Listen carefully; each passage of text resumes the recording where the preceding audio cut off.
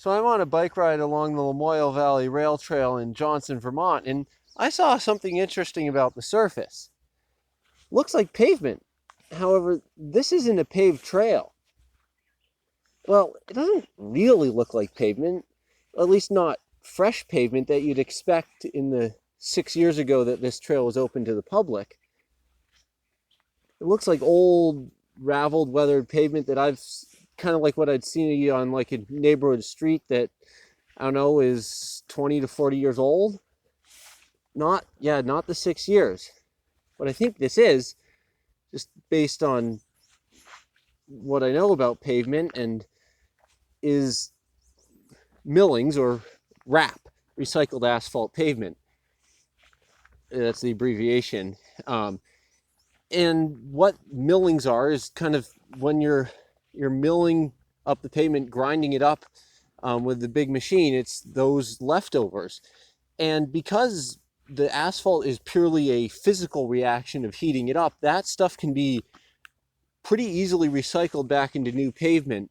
A lot of new pavement has something in the teens and maybe up into the 20s of old pavement mixed in that's recycled. But this is a much higher percentage. It doesn't necessarily have to be 100% of that recycled pavement. You can mix in a little bit of sand or gravel, which can help with moving it around without it sticking. But I'm pretty sure that this is mostly that, because it's really well stuck together.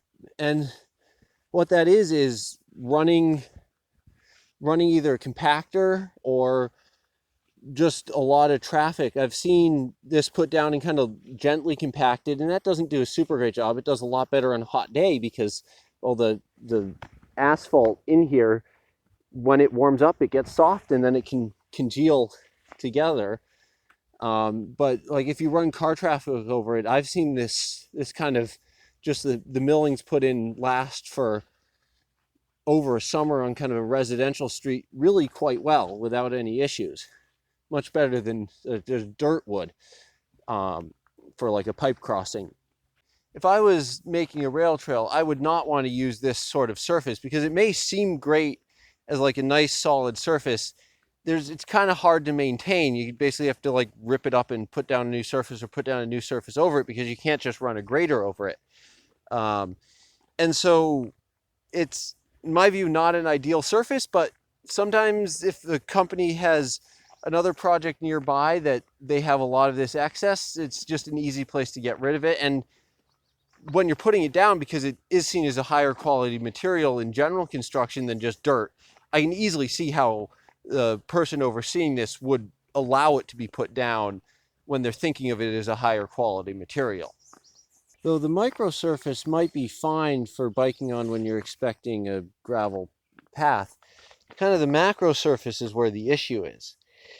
Hard to see in person and even harder on camera, but there's some bumps that are maybe an inch and a half over a foot or two, which along on what is a very flat trail at high speeds on a bike that is designed for gravel riding, not mountain biking, like no shocks.